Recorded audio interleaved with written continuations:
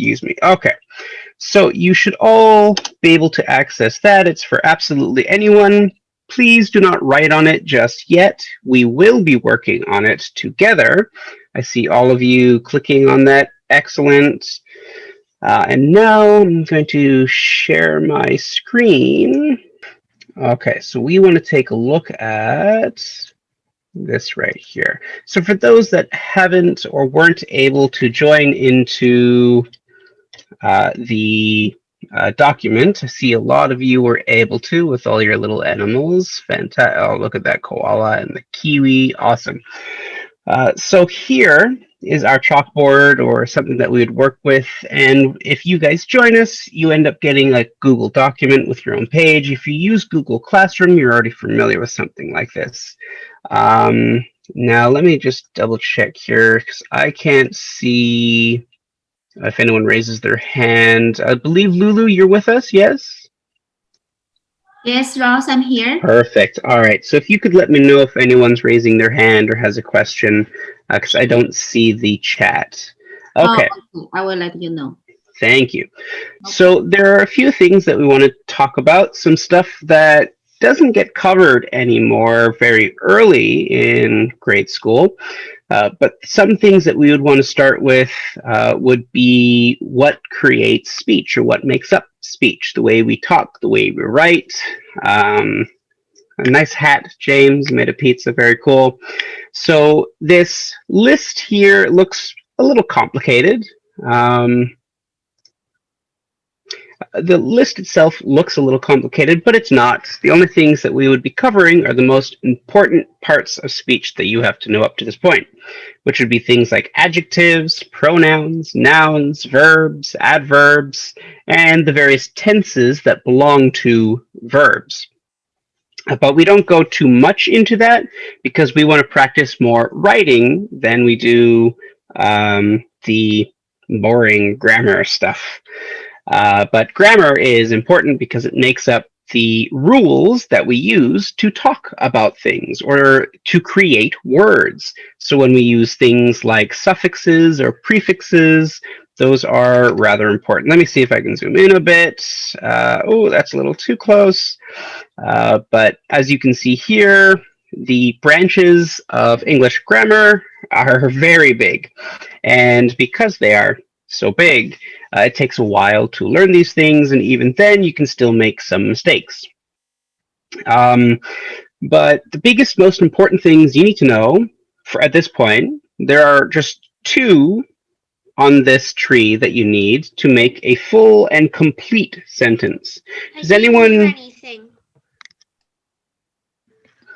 Can you cannot hear me? Can everyone else hear me?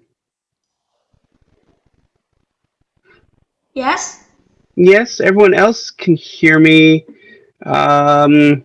Maybe, Kobe, are you on Wi-Fi? Yeah, maybe your headphones would be a bit better. Okay. Hopefully, Kobe, you'll be able to hear us. I assume everyone else can still hear me, yes? I hope so. So there are two most important parts of speech that you need. So, does anyone want to take a guess as to... Pardon me? I know. You know? Okay, let me finish asking the question. What is the shortest possible sentence that we can write? How many words is that? And what parts of speech are they?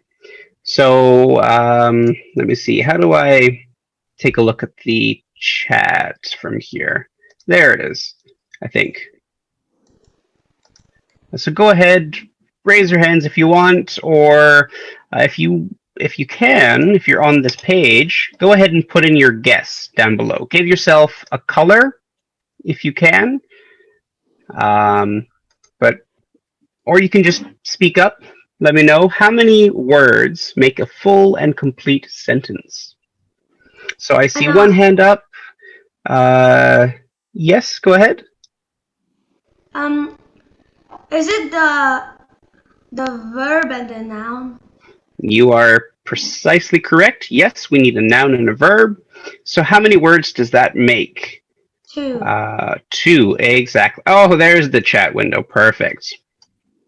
Now I can see. Yes, exactly. We need two words. Now, a noun and a verb. What is a noun? A noun is Hold on. Sophia's got her hand up. Let's ask Sophia. A person, place, or thing. Person, place, or thing. Awesome. And does someone want to tell me what do we mean by thing? What does that mean? Anybody? Okay, Sophia, one more time. Go ahead. A water bottle or a computer. That is an example of a thing. Very good. Does anyone else want to try and explain what a thing means?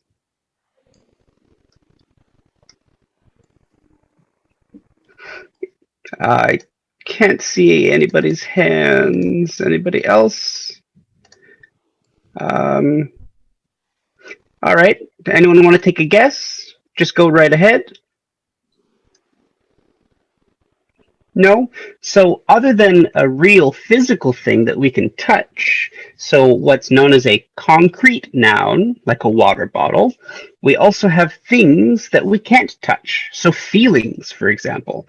Happiness is a thing. It is, well, to be happy, that is, you have a noun. Or something like a smell. So a fragrance. To describe the smell, you use an adjective, but that fragrance itself is a thing. It's a noun. And what about verbs? What are verbs? I know. I saw Sicheng raise his hand. Yes, go right ahead then. It's a word that describes an action. All right, describes an action. And what's an action? It's something that moves, or like I was, or the five senses, or. Yep, very good so far. Sophia, did you have something to add? No. No? Okay. So we have verbs that are action words, but we also have verbs that are states of being.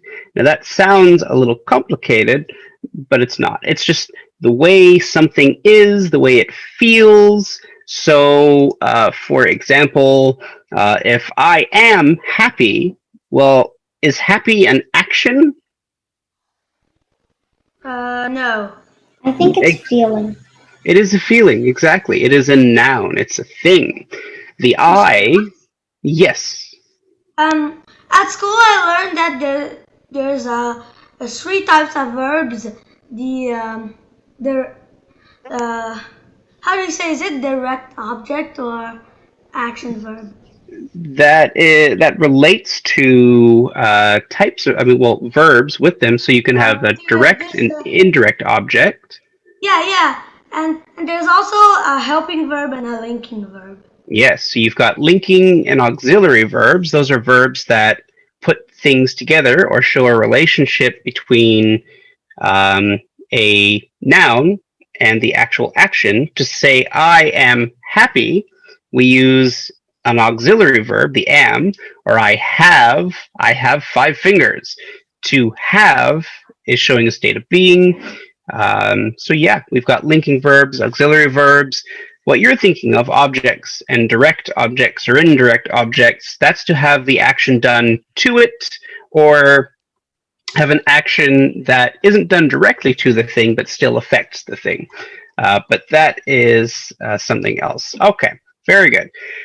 So we know nouns, we know verbs. We're still putting, okay, very good. Kobe, did you have a question?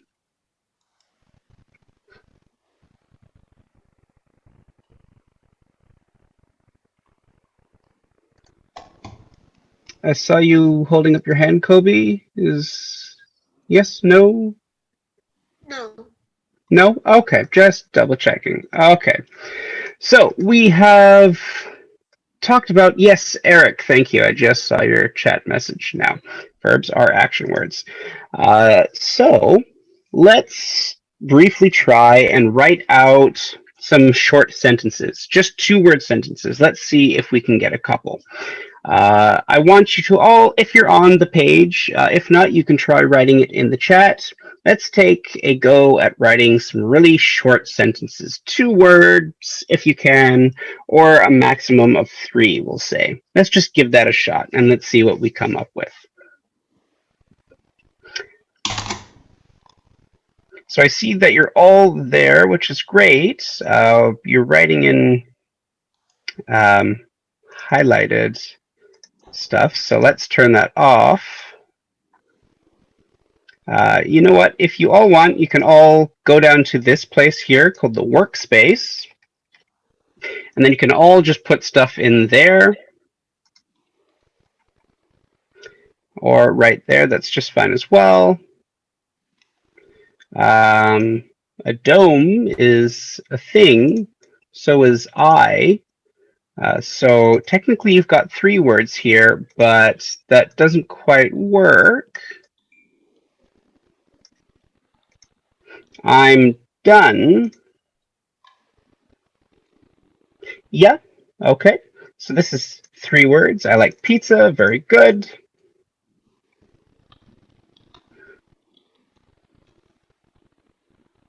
And let's try and avoid using the highlighter. Please and thank you. All right, I eat a cheeseburger, so that would actually be I ate a cheeseburger. Yeah, I wanted to write that. All right, so that's verb tense that we would be working with. Let's see, so we've got I'm done. Yes, okay, I like pizza, I ate a cheeseburger. I ran. Yes, very good. Anonymous grizzly, please. Just full sentences, not gibberish. She ran. Very good. Thur is not a word. I like to drink soda. Me too. And once these cursors are moved, I'll be able to see there is an alien, I believe. Alien are invade, so we want actually that to say something plural. Aliens are invading. All right, I played tennis, very good. I farted, oh dear, okay. I ran, I ate a cheese. I ate cheese. Okay, so we can stop the writing now. If you need to go to the washroom, go right ahead. Big rule here, you only ever use 1 end punctuation. Oh, where'd that all go? No, come back. Okay, could we not delete stuff, please and thank you? Where did that all go? Whoever deleted that, if you could undo the deletion, please and thank you. Because now we don't have the examples to look at. Thank you. Okay, so let's we can all stop writing on the document. We've got our really short sentences here.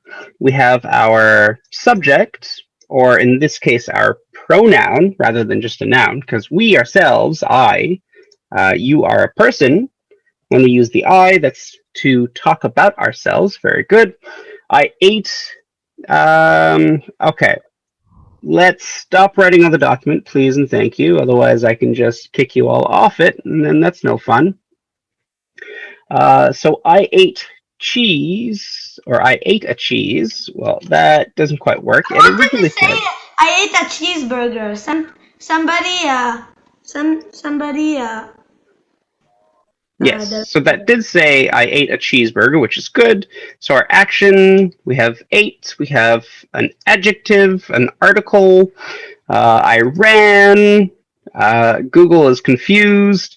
So I run I ate cheese would be a little more correct. But since it no longer says I ate a cheeseburger, We need, yeah, there we go. This person is expelling air. I need to go to the washroom. We only ever use one piece of end punctuation. When you're texting each other or writing to people, you can use as many as you want. But in writing, you only ever use one. So you'd never see a period and an exclamation mark. And if you're going to say something, you don't write it in capitals. You simply write it with your starting capital, write it as is, and then you end up with your exclamation mark, which lets you know that there is emphasis on what you're writing. She ran, all right. Our capital letters we gotta be careful with. That's not a word. I like to drink soda. So we have one of our prepositions here, another part of speech. I like. So to like something, well, what type of verb was this? I believe it's a seashing. Really not the best with pronunciation there. You were talking about linking verbs? No? Okay. There is an alien. Very good. Aliens are invading, so we have the gerund of the verb in this case. So we've got our active participle. All right, if everyone could put their cursors at the top of the page, so that way we can continue to read through this, that would be great. I see that you're all having a lot of fun on this, which is fine. My name was John Cena. It's no longer John Cena. So this is what I was talking about. We don't end up writing everything in capitals. If you want to provide exclamation, you use an exclamation mark. So you would get rid of that, and you would keep this. Was being in the past tense, his name is no longer John Cena. Okie dokie. So we're going to change your privileges here because it doesn't seem like we are paying attention. Okay, very good. So that should stop that. Thank you very much. When we follow instructions, we participate. Okay, so aliens are invading. I tennis. So I tennis, well, this originally said I played tennis. Very good. Okay. I am hungry. I'm fine. I am shocked. You are confused. This was going to be a sentence. I like to sit on the toilet. That doesn't sound very comfortable. Okay, so you all get the point of very short sentences. We have our nouns, or what's another way to discuss a noun or talk about a noun in a sentence? What is that known as? So there are two components that make up a full sentence. What does the noun do in a full sentence? I don't see anybody's hands. How do I exit full screen? I know. Yes, go right ahead. Or double click. It shows who did or what did or who is or what is or yeah. I'm not quite sure. Top left, isn't there a button that says ESC? No, I don't have one that will let me escape from this. So let me do that and then see what I can do here. Okay, I'll just stop that for now. Otherwise, I won't be able to check the chat here and see who's raising their hands. Okay, so yes, the noun lets us know who or what the sentence is going to be about. Does anyone know what that word is that I'm looking for? Starts with an S.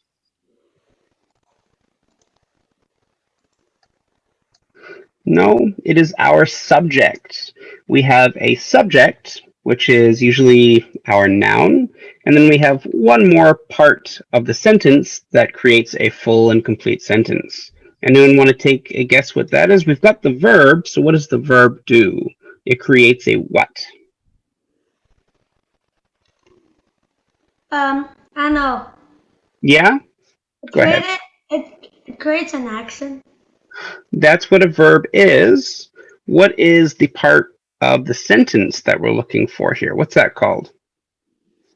The verb. That is the part of speech. Very good. So I'll let you know it is our predicate. So a predicate is information or stuff about the subject. So I like to run.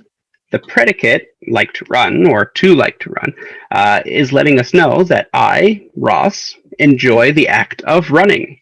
Cats are fuzzy. The predicate lets us know that cats have this quality of being fuzzy.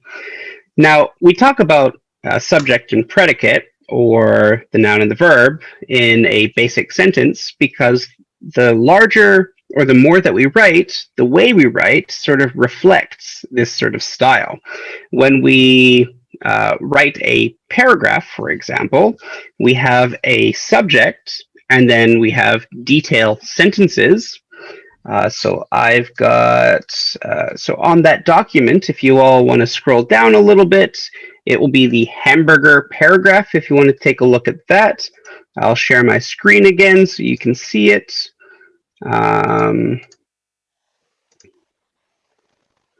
Actually, yes, there it is. Okay.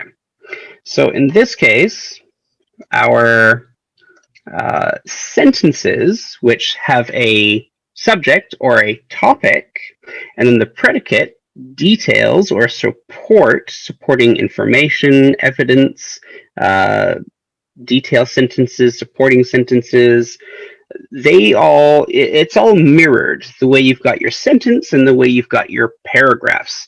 You've got something that you're going to talk about, information about it. Paragraphs, the main topic that you're going to talk about, and then sentences that all relate to that one topic. The sentences may say different things about the topic, but they all relate to the main topic of what you're talking about. So we are going to practice and exercise a little bit writing paragraphs. When we write paragraphs, does anyone want to take a guess at what the expected length, what is the shortest paragraph you can write in formal writing? Now I say formal writing because in informal writing there is a difference. So if you want to raise your hand, I see Kobe, I believe you're raising your hand. Do you want to give that a try? What is the minimum length of a formal paragraph or a proper paragraph? Like, do I say about the letters or words? How many sentences creates a full and complete paragraph? 5, around? 5, yes. So you can get away with 3, but not in formal writing. Or at least I will always expect that you can write at least 5. And 5 is what you want to aim for. And if you look at the Hamburger Paragraph, we've got, yes, very good, Eric. If you see on that page, the Hamburger Paragraph, so let me share that one more time. Okay, so the Hamburger Paragraph, you see 5 sentences. We have our topic or introductory sentence, our concluding sentence, and then the most important stuff of any hamburger. If you like hamburgers, hopefully you all do. I really do. Because really, pizza version of this doesn't quite work because everything's on the same spot. Sometimes I eat hamburgers with nothing inside. Okay, you like the bun. So actually, that's a form of reading. Are there star ideas? Sorry, one more time. Who said this? Star ideas. Star ideas? Like, isn't there like a sentence that goes with the one supporting detail?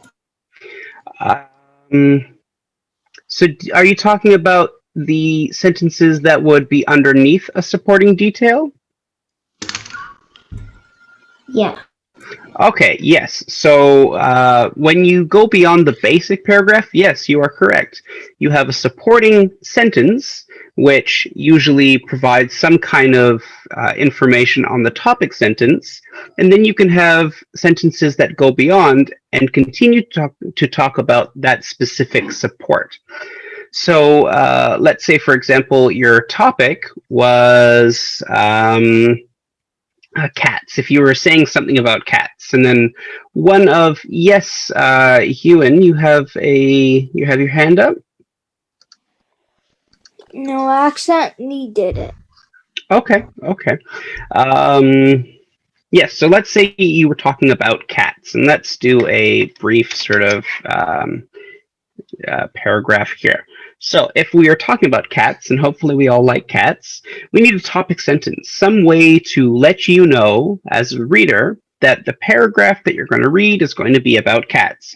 So what is rule number 1 when we start writing a sentence? Anyone want to take a guess? Or at least it's one of my first rules. Chenxi, was that your hand up? No? Okay. If you click on the button, that's how I'll know your hand's up. So if I see you doing this, I'm not going to ask anymore because I keep doing that. What's the first thing that we have to do? Either if you're writing or you're typing, what's the way to start your paragraph?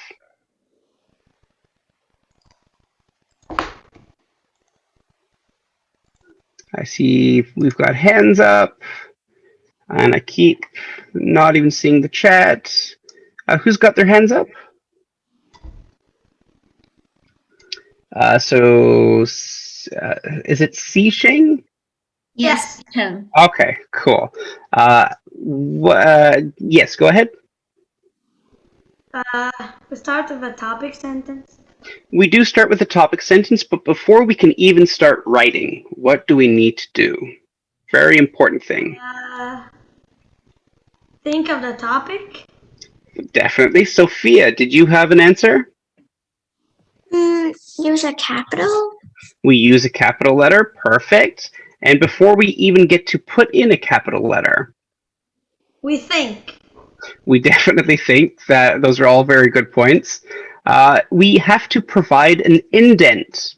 So we press the tab button on our computer, or if you're writing, the rule of thumb is to put your thumb onto the lined paper and then start writing from beside that, unless you have very thin fingers. Then when I was your age, I had to use 2 fingers on the page and then start writing. But you indent to show that you are starting a paragraph. So cats, let's talk about cats.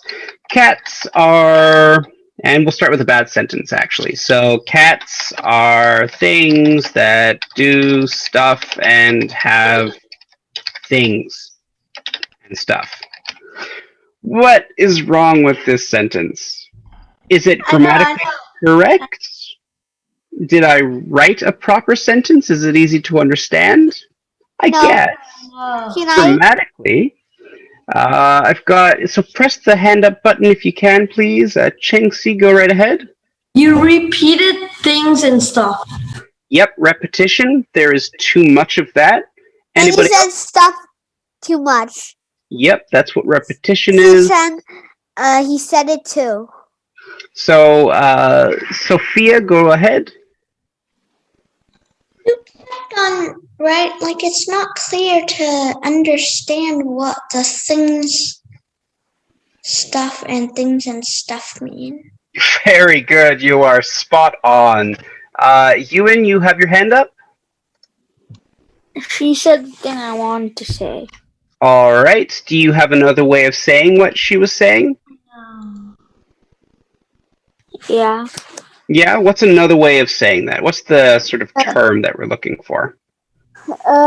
You aren't telling us what the things and stuff are. Yeah. So we've got several words we can look for. Xisheng, you had something to add? Yeah, I know you repeated twice the and have things and stuff. Because it's cat. You should write cats are things that do stuff, have things and stuff. All right, that certainly would work, but then we still have the problem that Sophia and Ewan are addressing. So Ewan, did you know what word I'm looking for here? Or there are a couple of words that we can use. There's one that starts with A, there's one that starts with V, there's one that even starts with S. Anybody want to take a guess at? I know. Yeah, all right, go ahead. Adverb, verb, and subject. Those are parts of speech and parts of a sentence. The problem with saying cats are things that do stuff and have things and stuff, well, that's the V is vague, very vague. There is nothing that we really get from that. If I am writing that as a topic sentence, that means I could write absolutely anything in my paragraph, and my paragraph could be hundreds of sentences long, because I can say plenty of things about cats being things that do things or do stuff. Like, what is this stuff? It's very vague, or another word is specific. We want to be very specific in what we talk about. We want to avoid what's known as ambiguity or vagueness, or a lack of detail. We have no direction, no focus. So if we are just saying cats are things that do stuff and have things and stuff, well, we're not really telling you anything at all. We're just making, yeah, the statement's true, but we're not doing anything very helpful there. We want to avoid this. Does anyone want to take a try at fixing this? In the chat, if you can. I know. So in the group chat, go ahead, everybody, give it a try. We can only private message, I think. That's fine. I will see all of them. So I'll give everyone a moment to try and give me their version of this sentence.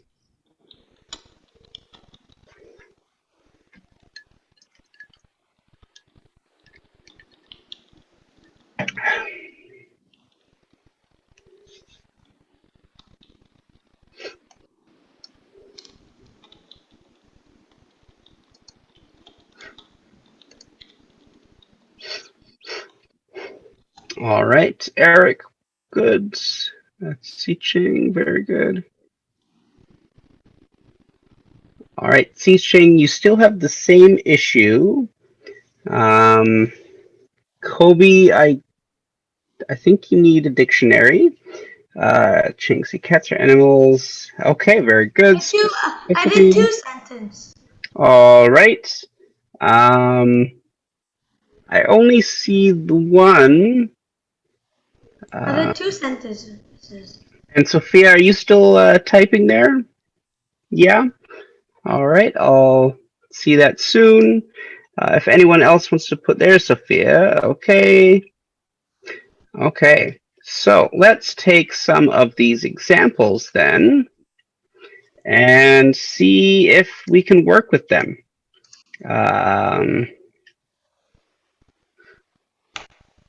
Let's see, what is a whiteboard?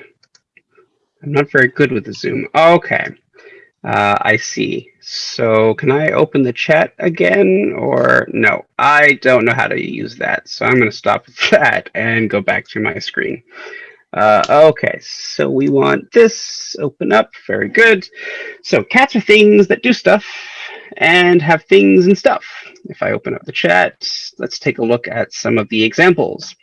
So the first sentence that was given to me by Eric, cats are animals that are playful. Okay, as a topic sentence, and we're just going to list a couple. Actually, I'll just copy and paste. That is faster.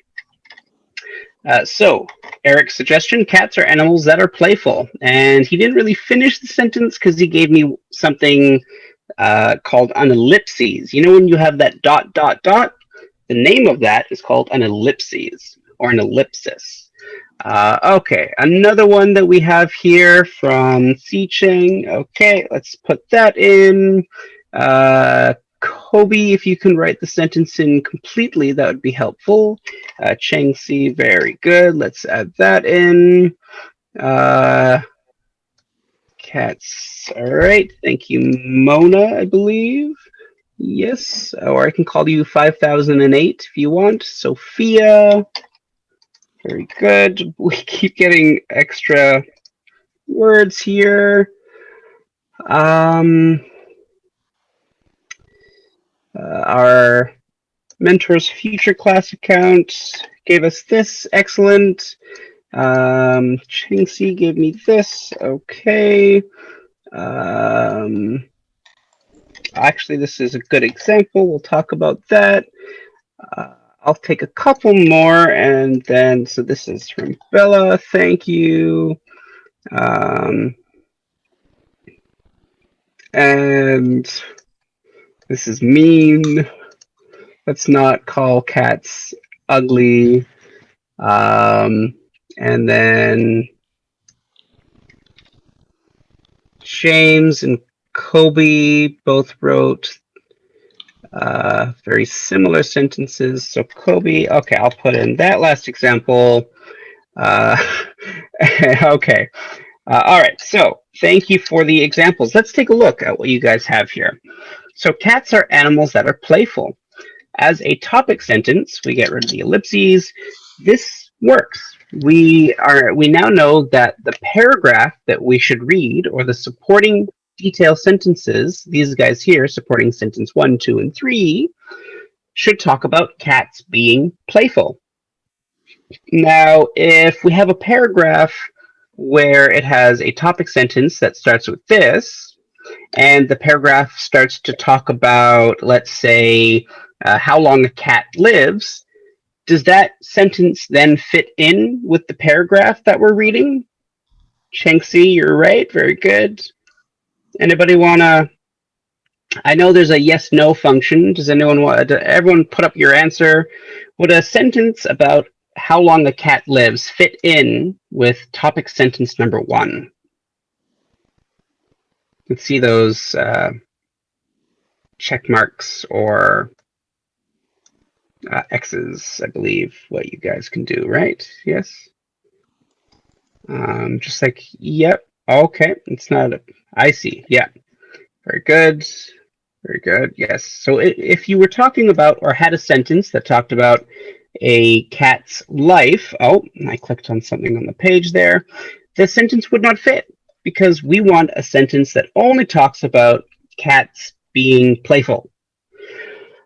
So anything that is about, that isn't about cats being playful should be in another paragraph completely. All right, cats are things that do stuff, or cats are things that have things and stuff. So it's 2 sentences. Cats are things that do stuff. It's 1 sentence. Okay, we should have given it to me as a single sentence. So here we run into the exact same issue. It is too broad, too vague, not very specific. We don't know what you are talking about. Cats are things that do stuff. So cats are animals, that's specific, that do stuff. Cats are playful. So there we go, that do stuff. What's the stuff they do? They're playful. We get very specific. So unfortunately, this one does not work. Oh, that's not what I wanted. I wanted this one. Yes. All right. Now our next example. Cats are animals that eat and sleep all day. Excellent.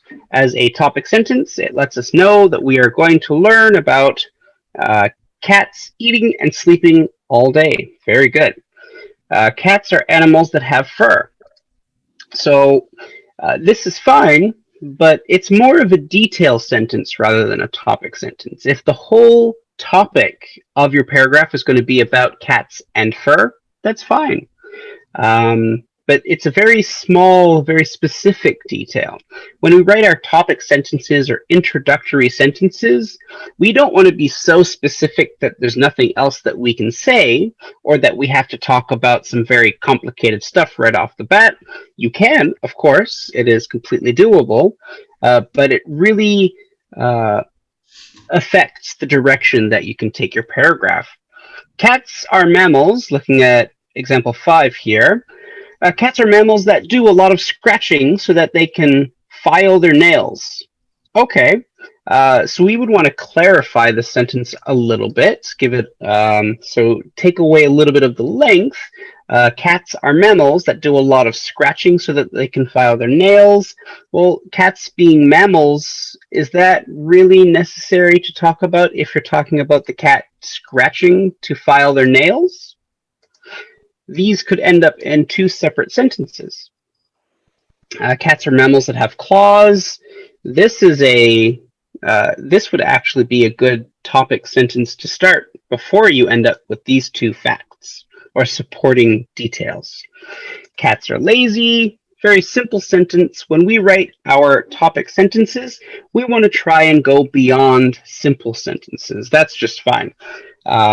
Grammatically, you're correct. You've got your subject, you've got your predicate, you've got your noun, you've got your verb, and you've even got your adjective, which is great. Capitalize. Cats are good for many reasons. Okay.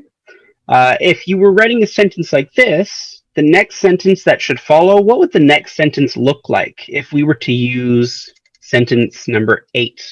I want to see some... Sorry, someone saying something? Like all the reasons. I don't see who's talking. I think it's Sicheng. Okay. That's not me. Okay, yeah, it's the yellow thing didn't pop up. So what would a sentence that comes after, a supporting sentence, will say? What would come after number 8? I want everyone to give that a try. Me, I know. In the chat, go right ahead. Everybody give it a shot. And then we're going to move on a little bit.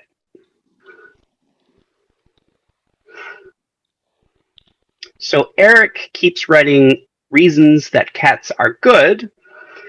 But the issue with that sentence, Eric, is that it's an incomplete sentence. So what kind of sentence would follow number 8? Cats are good for many reasons. Well, let's work on that. Let's add that. So if we take this as our topic sentence, cats are good for many reasons. Another sentence that would follow, one of our supporting sentences. I'll wait for you, Sophia, before I write that in, because I see you typing.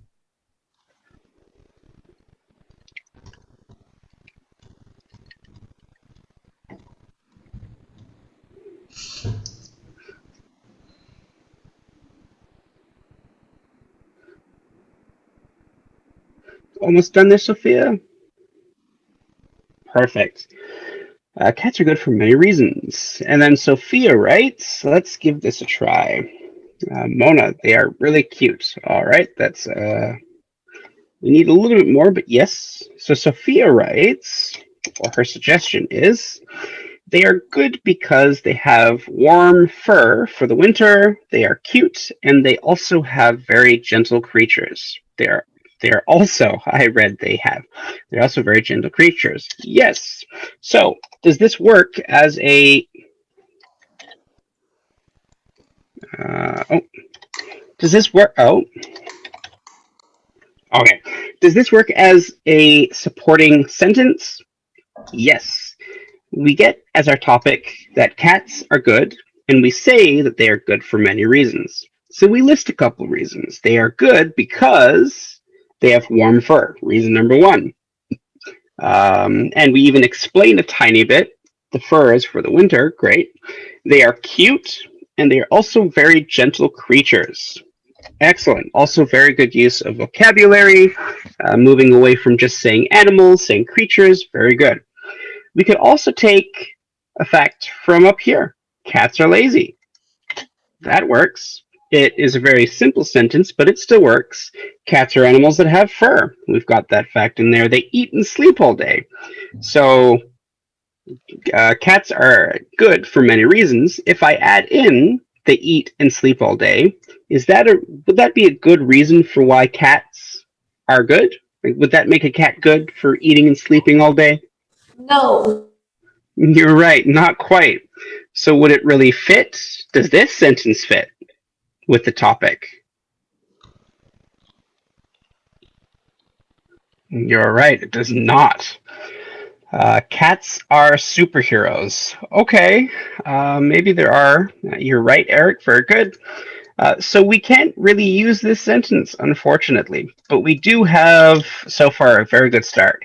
They are good because they have warm fur for the winter, they are cute, and they are also very gentle creatures. Excellent.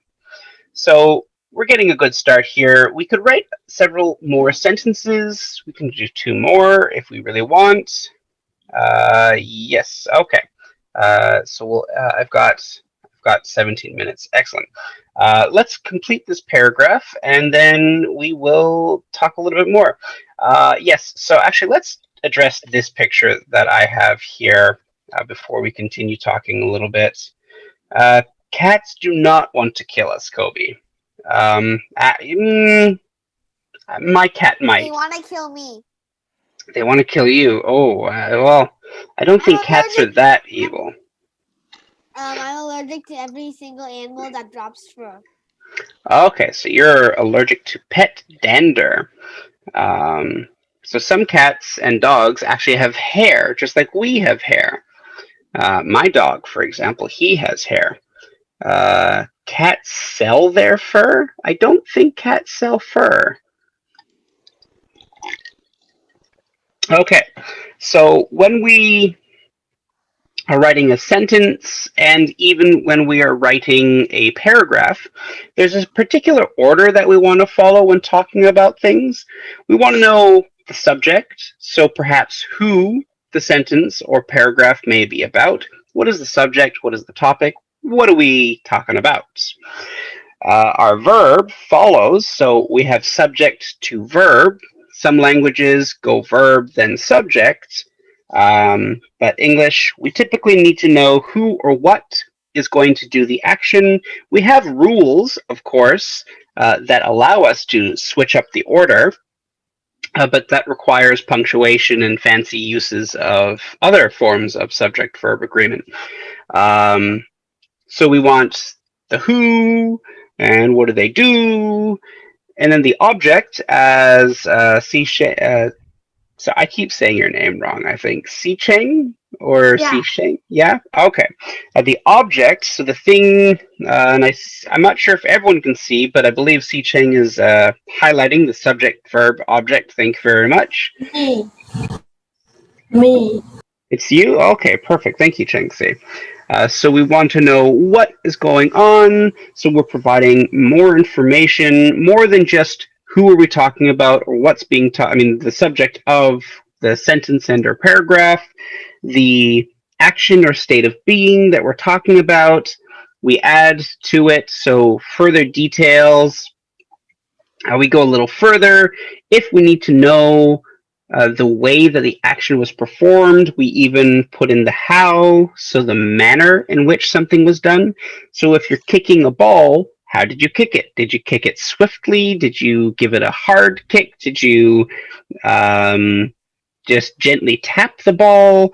We need to know the manner in which you performed an action or the way you said something. So I'll probably use a lot of Harry Potter references in our classes because that's a book that a lot of people have read. I can reference a lot of different books. If you know a book series and I know the same series, I'd probably do the same thing. Or a lot of Star Wars references. I'll make a lot of those as well because I'm a really big nerd, or Minecraft. So I always try and make sure that you guys can relate to what I'm talking about.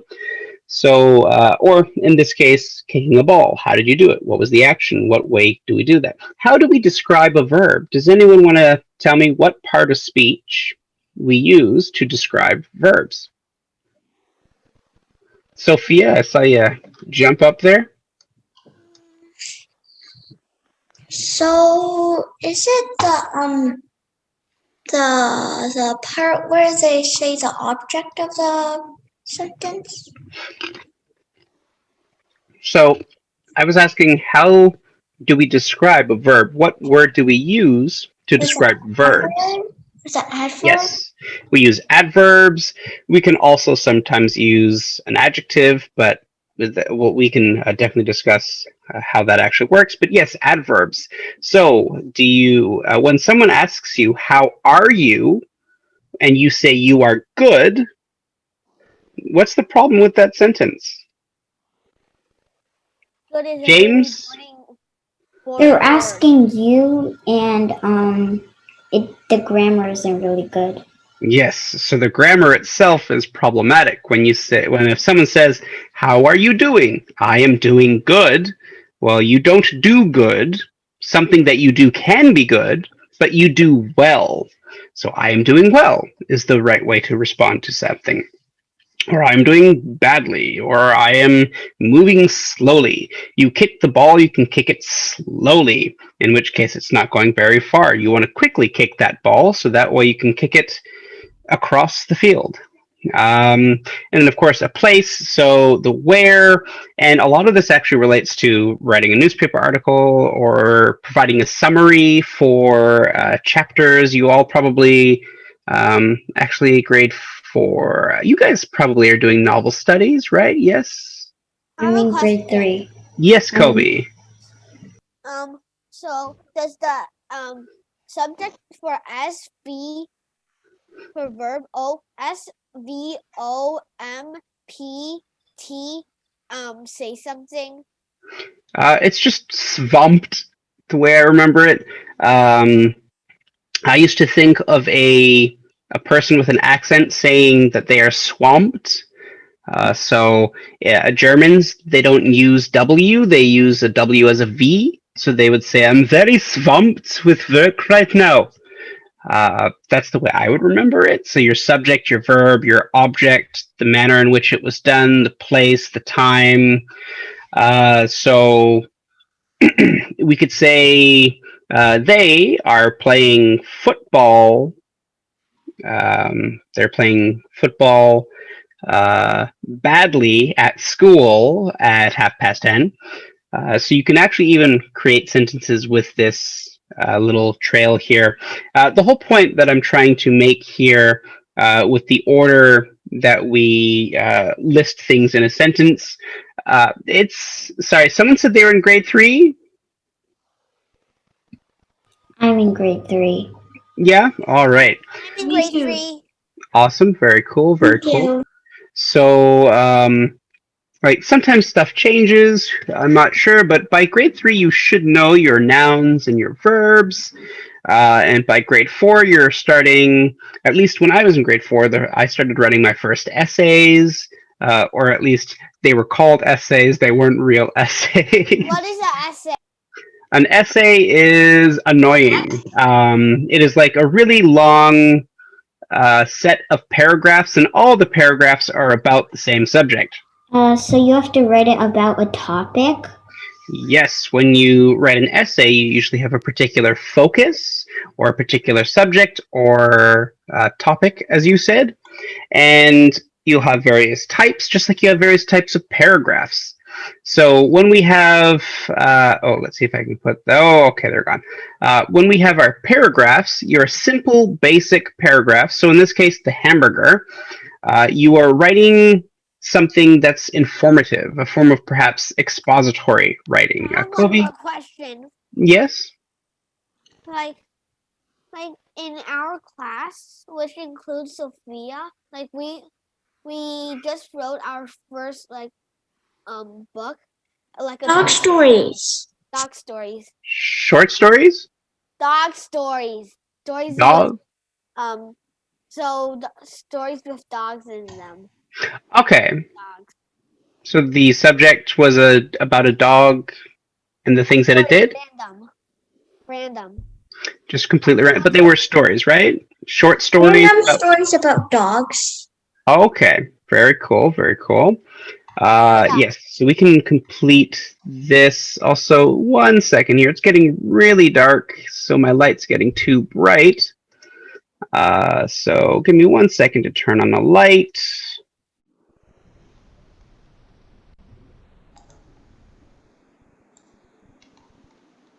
Hello? Don't say hello. What?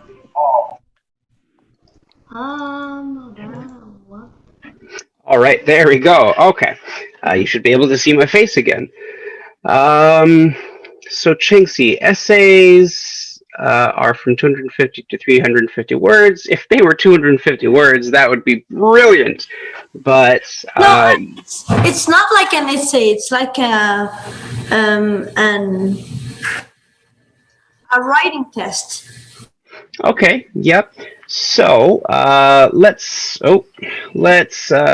finish up here with some more paragraphs here. But yeah, usually when you guys start writing practice essays or versions of an essay, you usually have some kind of introductory paragraph, and then you'll have one body paragraph, and then you'll have a concluding paragraph. Just like with sentences or paragraphs, a paragraph has to start with an introduction or a topic. So an essay would have the same thing. You have an introductory paragraph that introduces the topic and anything you may discuss.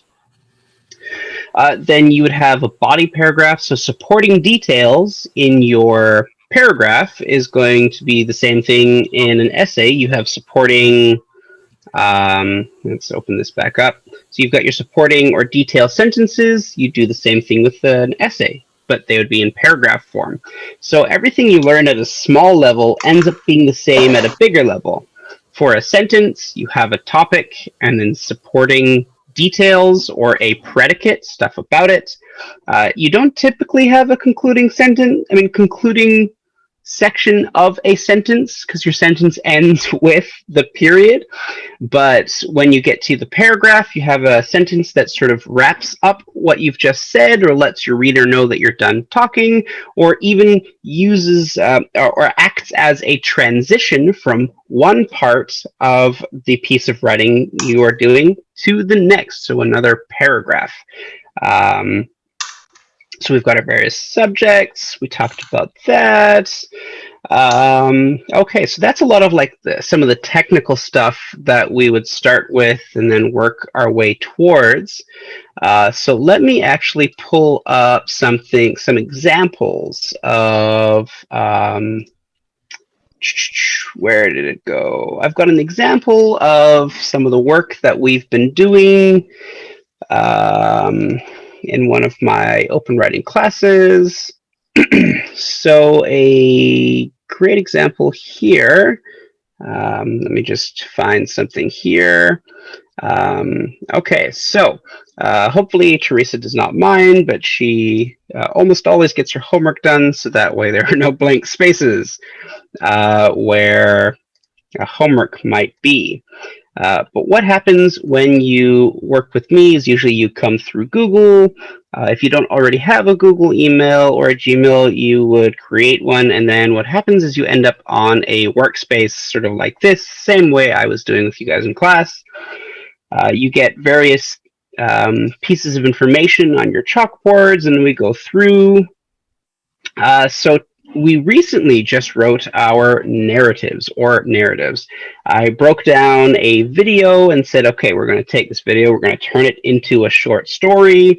And we did a lot of exercises on how do we know that this character would feel this way, or how can we decide to describe something to our audience, the reader. Various things. We talked about various things like points of view. So are we talking from the third person, the first person?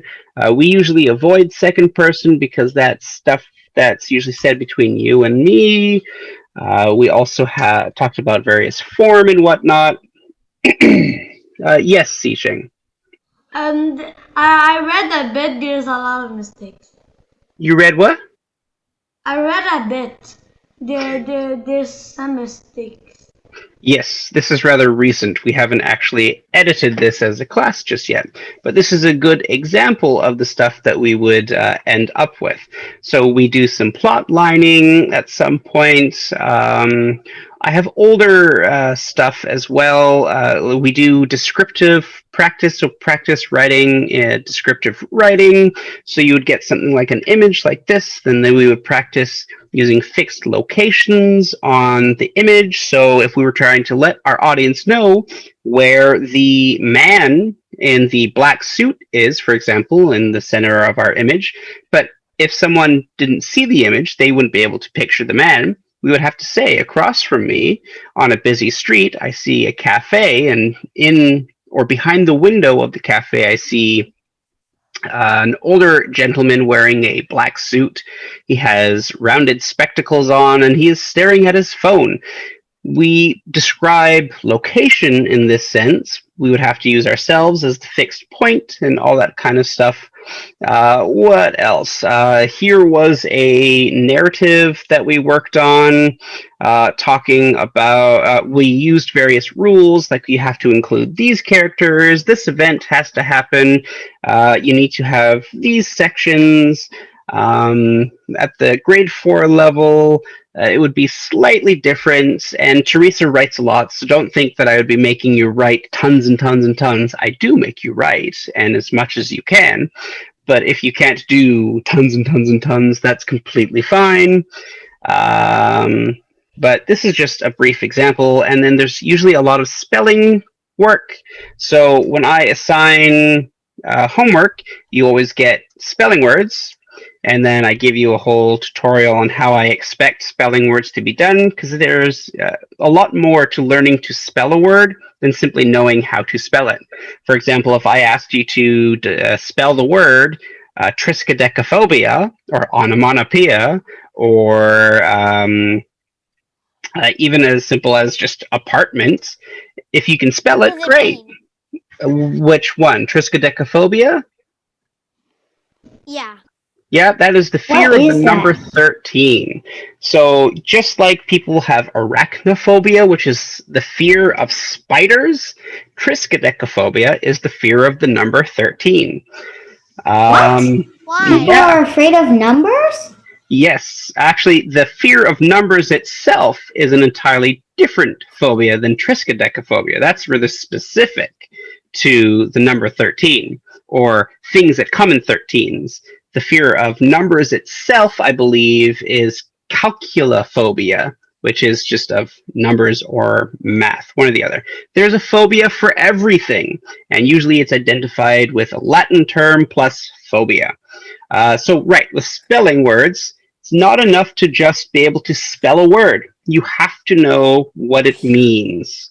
So, for example, one of the words that I had at one point was grazing. Grazing is both a verb and a noun. And if you can write the word or define the word as a noun and or a verb, but you can't use it in a sentence, there's a problem. If you don't know what a word means, what's the point in spelling it? Yeah.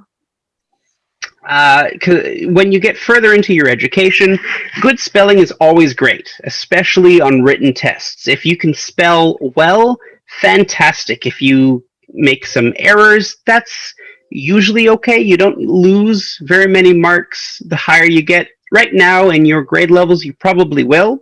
If you spell words, at least like if you're a letter or two off, usually you can get away with that. But if you're many letters off, there's a problem. But if you don't know what a word means and you keep using that word, that's very problematic. That's even worse than not spelling the word correctly. So it's better that you know how to speak a word and define it and use it in a sentence than it is spelling that word. Your vocabulary will consistently increase and become much wider, broader, richer, livelier. If you don't know what the word means and you put in a sentence, the whole sentence doesn't make sense. Correct. So for an example that I used, or that I'll show you really quickly, for the word grazing. Yes, what is the question?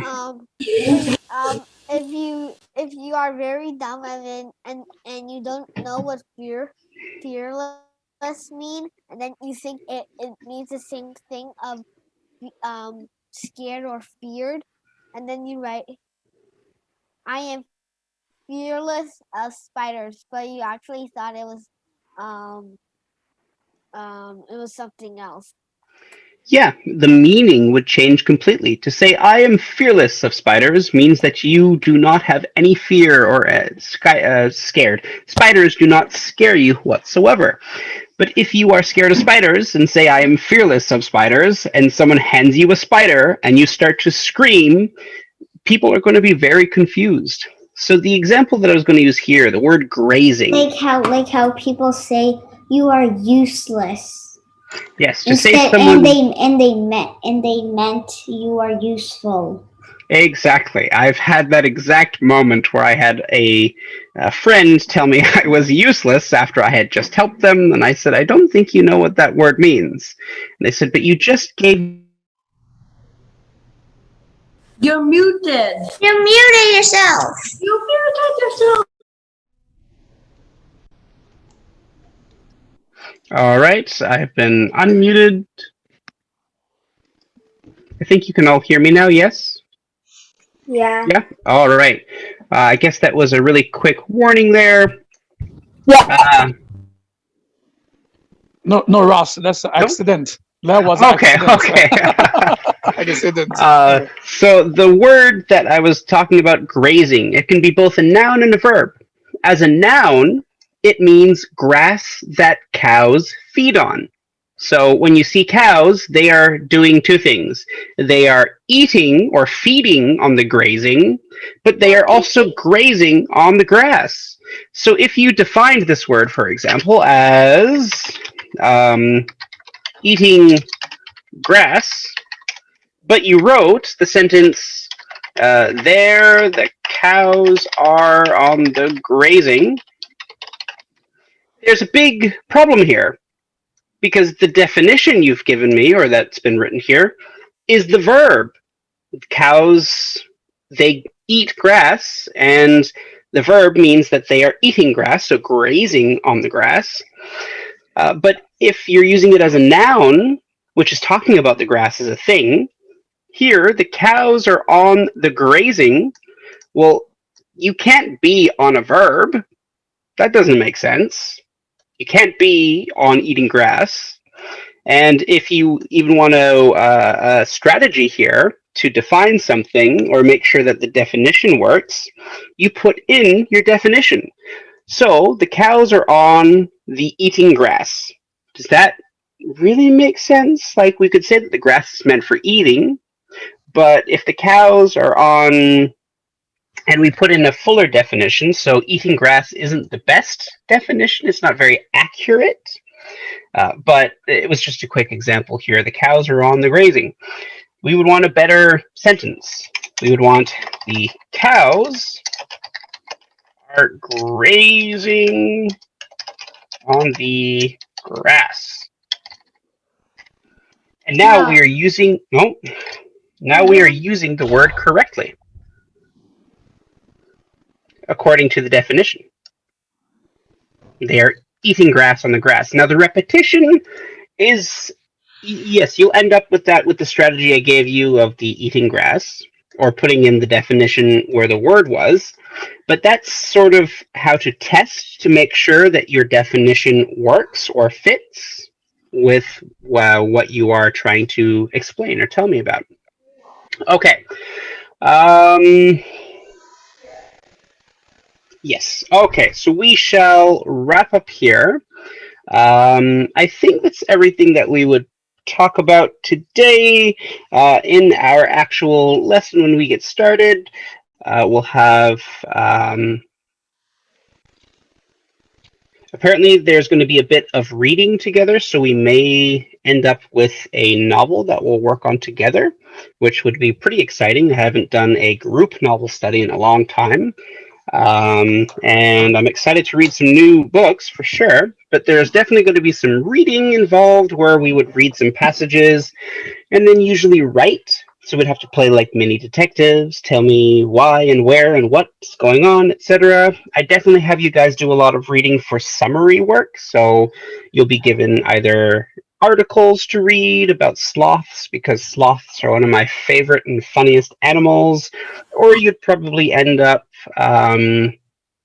taking a look at a video and then writing a summary paragraph or writing some how-tos or whatnot. We'd do a lot of story writing, different types of stories, first and third person narratives, or myths and legends. Like, there's tons of stuff that we will and eventually can talk about.